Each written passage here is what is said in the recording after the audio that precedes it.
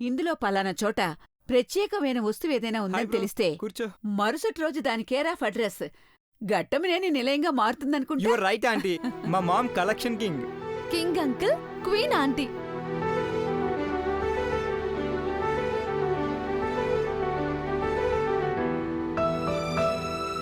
రాజు నేనైనా పరిపాలించేది మాత్రం రారాణి అఖిలే. అలా అనకండి. సునంది విషయాన్ని అసెంబ్లీలో కూడా చెప్పేలా ఉంది. చెప్తే తప్పే ఉంది. మా ఫ్రెండ్ అంటే తెలియందెవరికి. ఏం దేవా, మీ అమ్మకి పబ్లిసిటీ అంటే పడదా? సింప్లిసిటీని కోరుకునే వాళ్ళు పబ్లిసిటీని ఇష్టపడరా ఆంటీ? అక్క సింపుల్ గానే ఉంటుంది గాని ఈ ఇంటికి రాబోయే పెద్ద కొడలి కోసం ఎంత ఆడంబరమైన నగలు చేయించిందో చూసావా పెద్దబాబు?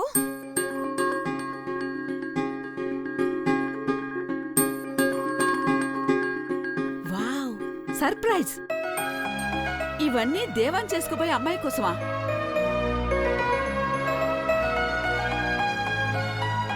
సునందక్క, నువ్వు అవాక్కవుతున్నావా? అఖిలక్క పెద్ద కొడలి కోసమని 10-12 ఏళ్ల నుంచి షాపింగ్ చేస్తూనే ఉంది. ఆ ఐటమ్స్ అన్ని చూడడానికి 10 రోజులు పడుతుంది.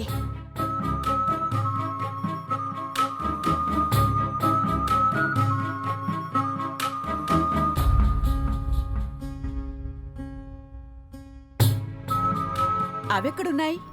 రిసార్ట్స్ మహల్ అంతా వాటితో నిండుంటుంది.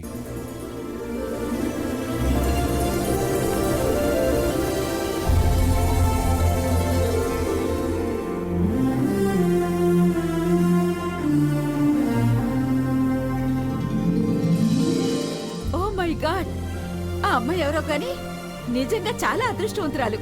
ఈ నెక్లెస్ చూడు ఎంత బాగుందో. ఇది వేసుకుంటే మీర్జాపూర్ మహారాణిలా కనపడదా చెప్పండి? నగలు, చీరలు లెక్కలేనన్నున్నాయి కానీ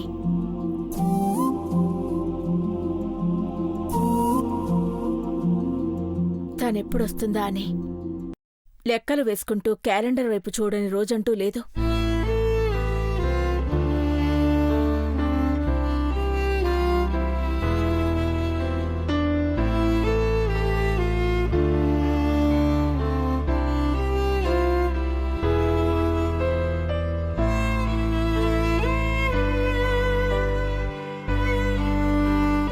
నిరుత్సాహపడకలా. పెదబాబు కాన్ఫిడెంట్గా ఉన్నాడంటే ఆ అమ్మాయి త్వరలోనే మన దగ్గరికి వస్తుంది. వచ్చేసింది.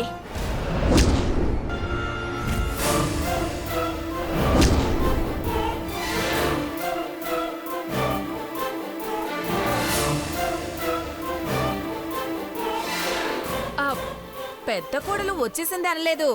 స్వీట్స్ తీసుకుని పార్వతి వచ్చింది.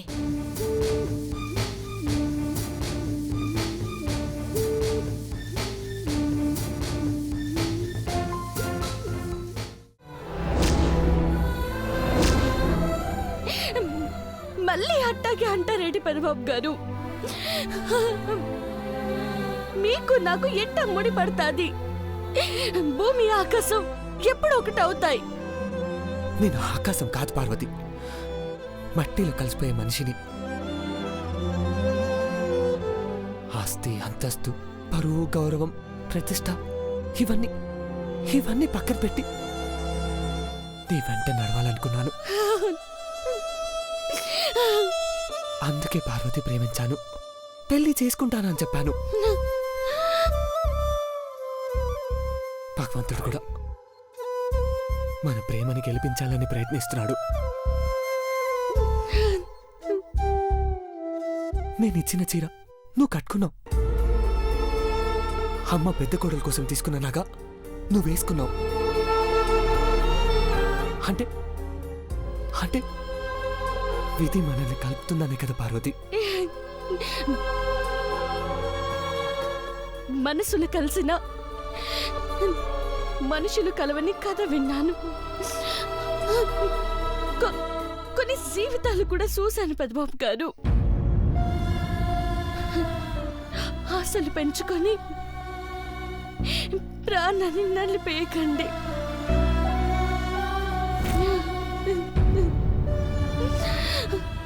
నువ్వు కాదన్న రోజే నా గుండె పగిలింది పార్వతి. ఓ దాచడానికి కూడా నా చేయి పట్టుకోలేదు నువ్వు. అప్పుడు తప్పుగా అనుకున్నా సరే, ఇప్పుడు అర్థం చేసుకోండి పెదబాబు గారు. మన మన రెండు చేతులు కలవడం జరగదు పెదబాబు గారు. ఏదైతే జరగదని నువ్వు ఇప్పుడు చెప్తున్నావో, నేను చెప్పిన గడువులో 15 రోజు జరిగేది మళ్ళీ చెప్తున్నాను పార్వతి. ఆ రోజు గనక నా ప్రేమ గెలవకపోతే చావులోనైనా నా ప్రేమను గెలిపించుకుంటాను.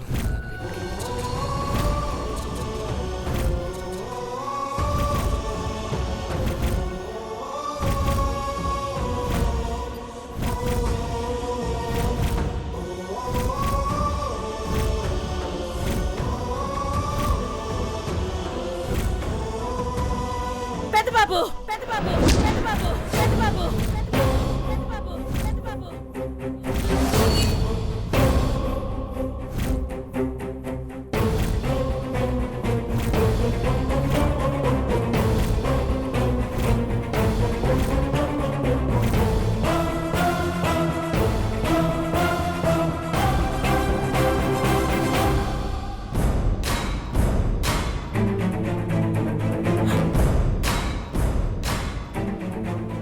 పెదబాబు, ఏం నాన్న ఇది?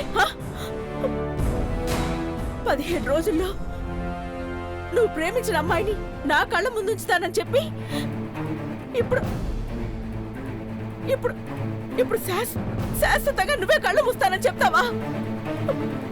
ఈ మాటలు వినడానికేనా మేమంతా ఉంది?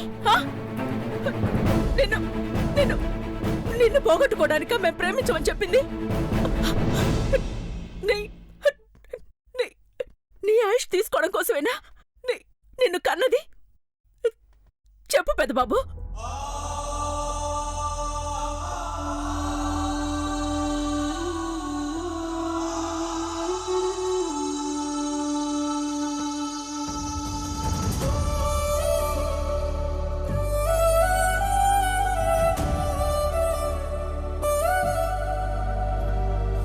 చెప్పు నాన్న, అందుకేనా? ఏంటన్నా నువ్వేనా ఇలా మాట్లాడేది? మీ అమ్మలా నీకు ఏ కష్టం ఎదురైనా ధైర్యంగా ఉంటావని మేం చెప్పుకునేవాళ్ళం. కానీ ఇప్పుడు ఆ అమ్మాయి కనిపించట్లేదని, దొరకలేదని ప్రాణం తీసేసుకుంటావా? ఘట్టమనేని దేవేంద్ర భూపతి రాజా ఇలా మాట్లాడతాడా? నో నో, నెవర్ నెవర్ ఇలా మాట్లాడకూడదు.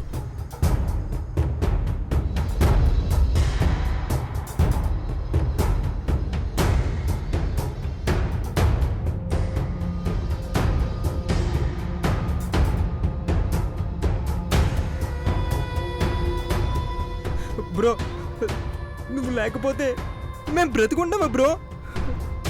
చచ్చిపోవడం పిరికితనమని నువ్వు నాకు 100 సార్లు చెప్పావు, గుర్తుందా బ్రో? కానీ ఈరోజు నువ్వే ఎలా అంటున్నావు?